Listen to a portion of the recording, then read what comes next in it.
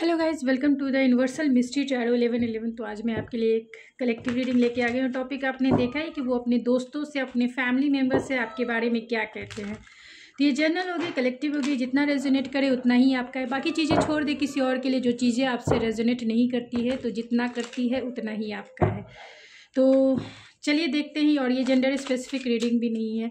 तो वो अपने फ्रेंड्स से, अपने दोस्तों से, अपनी फैमिली मेम्बर से आपके बारे में क्या कहते हैं। अगर कहते भी हैं तो कुछ, या चुप ही रहते हैं, वो सब नज़र आएगा आपकी रीडिंग में।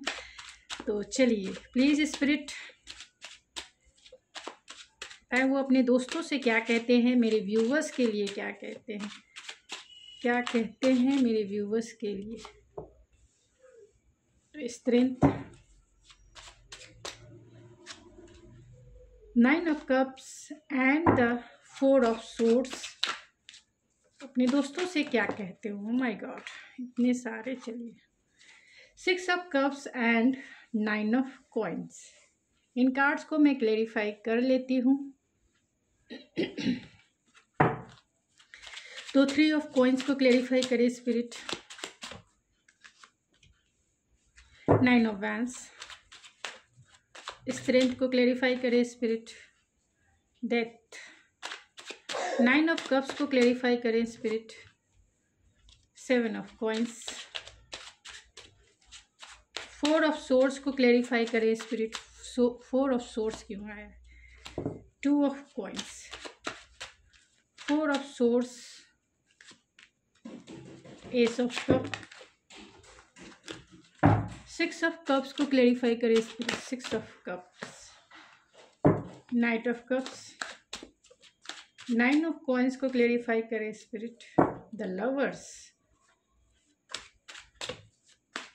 9 of Coins।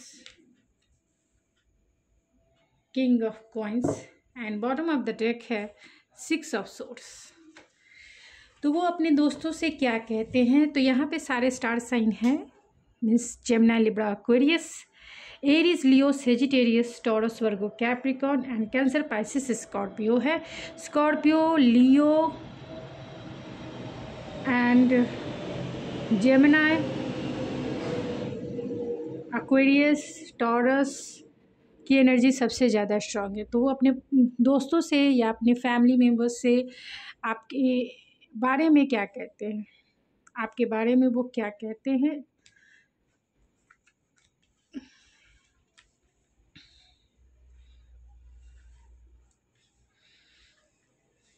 आई होप आपको सारे कार्ड्स दिख रहे होंगे। तो वो अपने दोस्तों से कहते हैं कि मैं उससे बहुत डरता हूँ, मैं उससे बहुत डरता हूँ यार, क्योंकि वो इतनी ब्लंट है, वो इतनी डायरेक्ट है, उसे देखकर मुझे डर लगती है और इंटेंसिटी भी जगती है मेरी, मतलब उसकी तरफ मैं स्पार्क फील करता हूँ, बहुत फियरफुल हो जाता हूँ, क्योंकि वो बहुत स्मार्ट है, बहुत एक्शन ओरिएंटेड है, बहुत एम्बिशियस है। जिसको वो चाहे वो पा सकती है या पा सकता है, जिससे वो क्योंकि वो बहुत अट्रैक्टिव पर्सनालिटी है। तो मुझे उससे फियर इसीलिए है कि कहीं ना कहीं मैं उसकी एनर्जी में अनकंफर्टेबल फील करता हूँ। ऐसा लगता है कि मैं उसके काबिल ही नहीं हूँ, मुझे यही फील होता है। अपने दोस्तों से कहते हैं कि मैं उससे बातें करना चाहता हूँ, मैं चाहता हूँ कि रिकन्सिलेशन हो जाए। हो सकता है कि आपकी सिचुएशन में थर्ड पार्टी सिचुएशन हो। मैं क्योंकि कुछ कार्ड्स ऐसे निकले हैं, तो थर्ड पार्टी सिचुएशन हो सकती है, लॉन्ग डिस्टेंस कनेक्शन हो सकता है, एंड आप दोनों में नो कांटेक्ट सिचुएशन हो सकता है। तो अपने दोस्तों से यही कहते हैं कि जब से नो कांटेक्ट सिचुएशन क्रिएट हुआ है, मैं चाहता हूँ इसे ब्रेक करना, लेकिन नहीं हो पाता है, क्योंकि मैं बैलेंस नहीं कर पा रहा हूँ अपने लाइफ में। मैं न्यू बिगनिंग चाहता हूँ, न्यू स्टार्ट चाहता हूँ, रिकन्सिलेशन चाहता हूँ, लेकिन कैसे करूँ मुझे नहीं पता है। मुझे नहीं पता है कि मैं कैसे करूँ। वो अपने दोस्तों से कहते हैं कि मैं किसी दूसरे फ्रेंड की हेल्प लेके चाहता हूँ कि रिकन्सिलेशन हो जाए, लेकिन मुझे फियर है, डर है कि क्या पता वो मुझे रिजेक्ट कर दे, मुझसे बातें ना करे। फिर भी मैं घबराऊँगा नहीं, गिव अप तो नहीं करूँगा। गिव अप नहीं करूँगा जब तक मुझे क्लियर आंसर नहीं मिलते हैं। मैं गिव अप नहीं करूँगा, मैं उससे बातें करूँगा, उसकी तरफ जाऊँगा, भले ही वो मुझे रिजेक्ट कर दे। मैं इतना करेज अपने अंदर गेन कर रहा हूँ, चाहता हूँ मेरे अंदर वो करेज आ जाए, साहस आ जाए कि मैं इस रिजेक्शन का सामना कर सकूं और उसके पास जा सकूं, उससे बातें कर सकूं, क्लियर कर सकूं सारी चीज़ें। लेकिन मेरे में इतना करेज ही नहीं है यार कि मैं उससे कुछ भी बातें कर सकूं। और इतना टाइम हम दोनों के बीच में सेपरेशन पीरियड हो गया है, यानी बहुत लंबा टाइम हम लोगों के बीच में हो गया है। बहुत 6-7 महीने से हम दोनों ने बातें नहीं की है और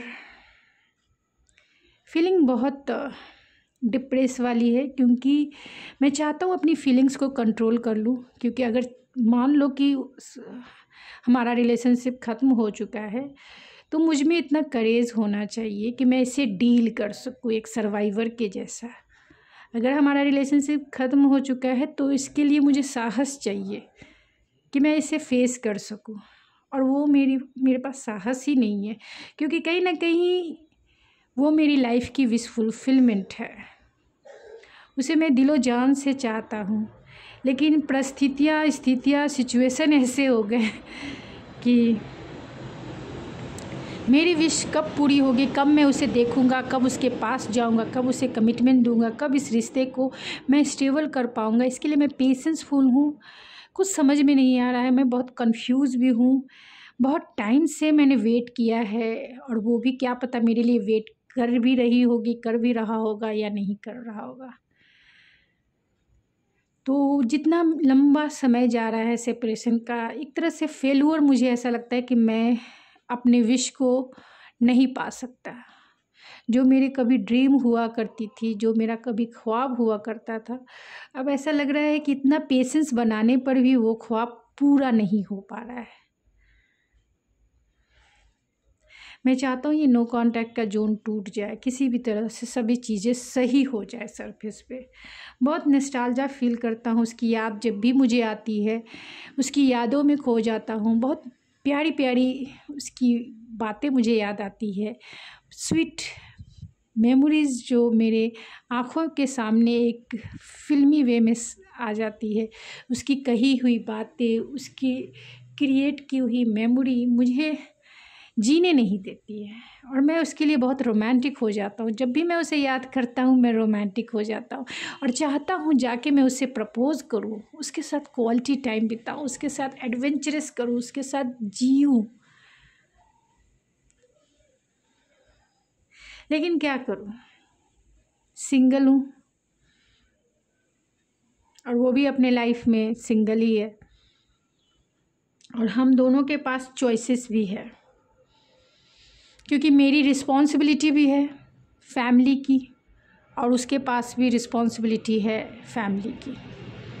तो हम दोनों सिंगल हैं, और हम दोनों एक दूसरे से मिलना भी चाहते हैं, लेकिन हम दोनों के बीच की जो सिचुएशन है वो बहुत पेनफुल है, और उस सिचुएशन में कहीं ना कहीं फैमिली इन्वॉल्व है, और फैमिली के वजह से मैं आगे नहीं बढ़ रहा हूँ। मैं उसको नहीं चुन रहा हूँ, फैमिली कहीं ना कहीं, मेरी फैमिली उसे रिजेक्ट कर देगी, मेरी फैमिली उसे नहीं अपना पाएगी, और मेरे ऊपर रिस्पॉन्सिबिलिटी भी बहुत है अपनी फैमिली के लिए। इसीलिए मैं अपने प्यार को सेक्रीफाइस करना पड़ सकता है मुझे, और यही वजह है कि मैंने उसे घोस्ट कर दिया।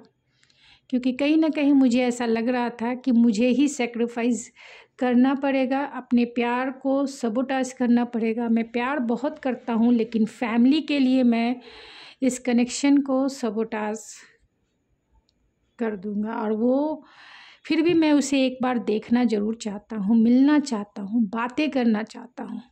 भले ही हम दोनों का रिश्ता आगे बढ़े ना बढ़े, क्या होता है, मैंने वो डेस्टिनी के ऊपर सरेंडर कर दिया है।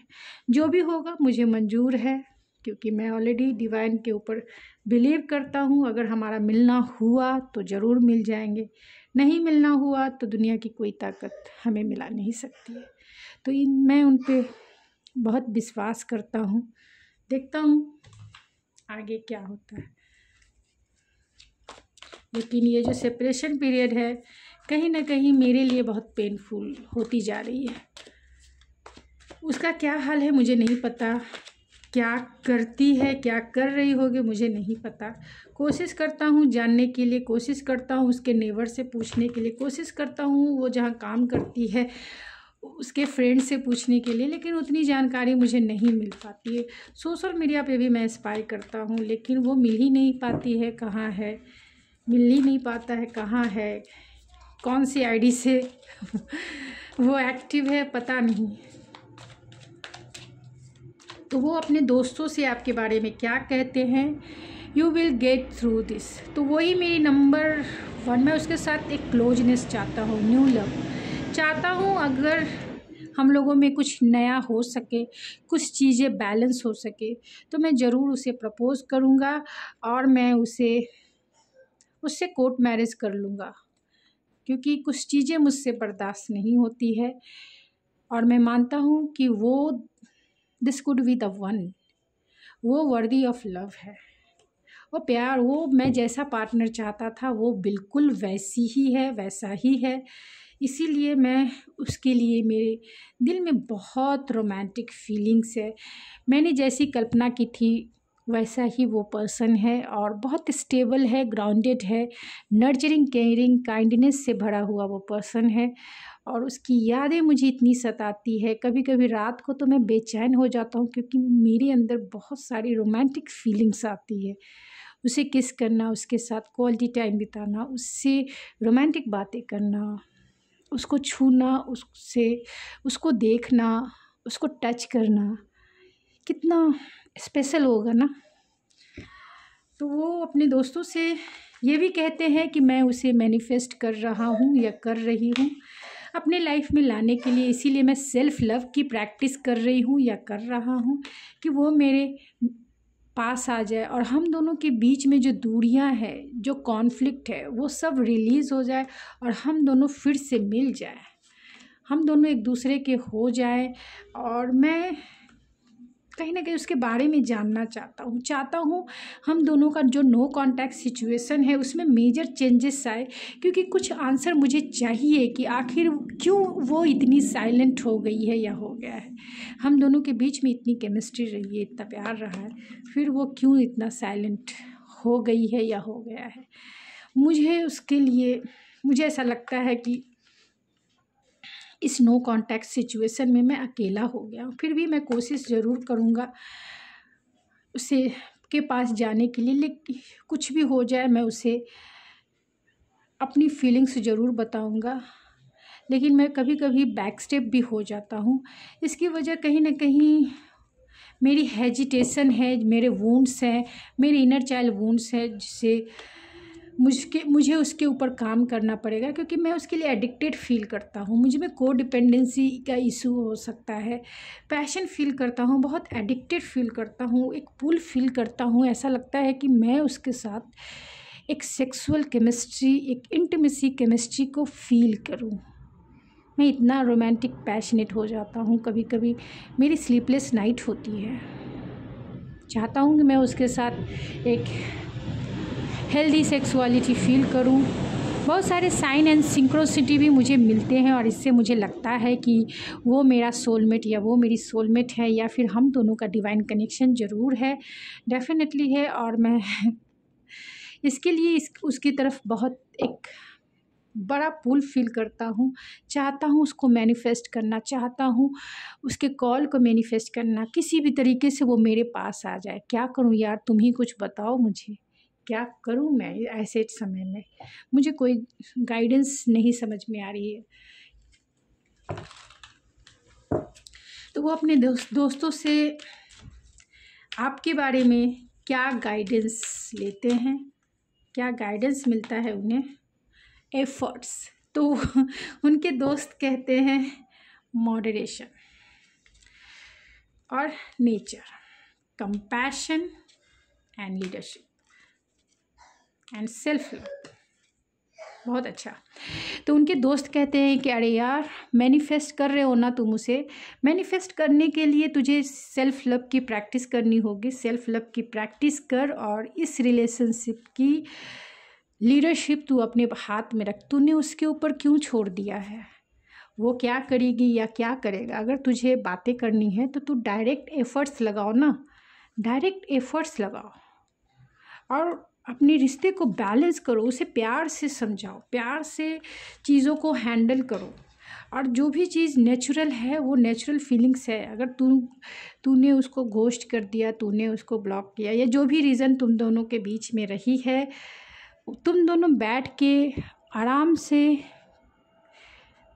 प्यार से, कंपैशनेट से बातें करो और चीज़ों को नेचुरल वे में सॉल्व करो, अपने रिश्ते को बैलेंस करो। और इस रिश्ते का जो लीडरशिप है तुम अपने हाथ में रखो, एफर्ट्स लगाओ। अगर लीडरशिप करनी है, अगर तुझे इस लड़की या इस लड़के को पाना है तो तुझे एफर्ट्स लगाने की ज़रूरत ज़रूर होगी।